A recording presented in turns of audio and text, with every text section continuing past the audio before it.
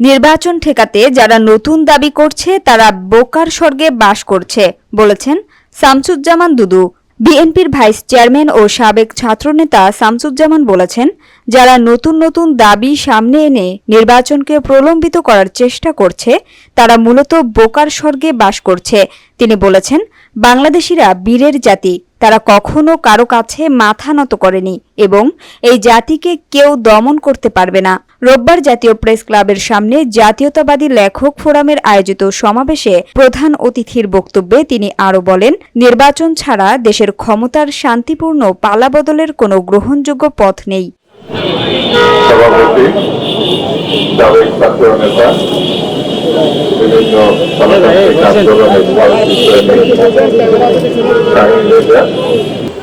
কিছুক্ষণ আগে আজকের অনুষ্ঠানের প্রধান বক্তা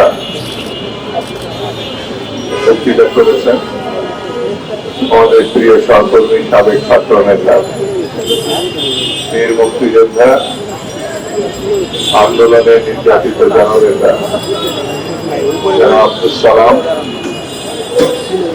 আজকে এই অনুষ্ঠানে উপস্থিত বিএনপির কেন্দ্রীয় কমিটির নির্বাহী কমিটির অন্যতম সদস্য, বিশিষ্ট প্রশাসক, ব্রেকিং নিউজের মাইনুল ইসলাম, লেখক শিবিরের লেখক ফোরামের সম্মানিত নেতৃবৃন্দ, সাংবাদিক বন্ধুরা, সুধীজন, আসসালামু আলাইকুম। আজকে আমি লেখক ফোরামকে ধন্যবাদ জানাই এই জন্যে, তারা অত্যন্ত প্রয়োজনীয় একটি প্রসঙ্গ নিয়ে শুধু কবিতা পাঠ তার সঙ্গে আলোচনা হয়েছে। সেটি হচ্ছে কেউ কেউ কোনো অপশক্তি, কালো শক্তি ভিন্ন দেশে আশ্রয় নিয়ে বাংলাদেশে আবার গণতন্ত্রকে বিপন্ন করাকে বিচ্ছিন্ন, সন্ত্রাসী এবং বিশৃঙ্খলা সৃষ্টি করতে চায়, তার প্রতিবাদে আজকে তারা রাস্তায় নেমে। কবি সাহিত্যিকরা আজকে থেকে না, ব্রিটিশ ভারতের সময় থেকেই স্বাধীনতার জন্য, মানুষের অধিকারের জন্য যুগে যুগে তারা কাজ করে। আমাদের মধ্যে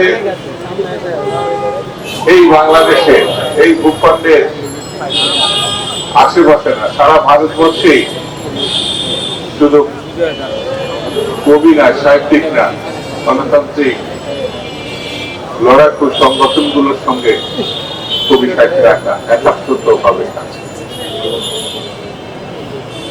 ভাষা আন্দোলনে, পরে মুক্তিযুদ্ধে, তারপরে 54 বছর ধরে গণতন্ত্রের জন্য কবি সাহিত্যিকরা লড়াই করছে। আমি তাদের সেই লড়াইয়ের প্রতি কৃতজ্ঞতা জানাই, সালাম। বন্ধুরা, সর্বশেষ মুজিব আমলের পরে সর্বশেষ 16 বছর শেখ হাসিনার যে নির্মম শাসন, ভয়ঙ্কর শাসন, অহংকারী শাসন, দম্ভের শাসন, সেই শাসনকে এই দেশের মানুষ চূর্ণ বিচ্ছিন্ন করে দেশনেত্রী বেগম জিয়াকে তারা হত্যা করতে চেয়েছে। তারা একসময় প্রকাশ্যে জবরদস্তি প্রধানমন্ত্রী সেজে এইরকম মারাত্মক কথা সাবেক প্রধানমন্ত্রী বেগম খালেদা জিয়ার সম্বন্ধে বলবে কেউ, এটা আমরা ভাবি না। মরে না কেন? যারা আসলো তারা আমাদের জীবন আবার দুর্বিষহ করে দিল। আবার লড়াই করলাম,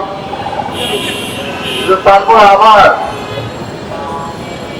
দামাদলের ফাঁকের মধ্য দিয়ে আবার সেই আওয়ামী স্বৈরাচার, ভারতীয় আধিপত্যবাদের বাংলাদেশি দোষর আওয়ামী লীগ আবার ক্ষমতায় ফিরে আসলো। আজকে যারা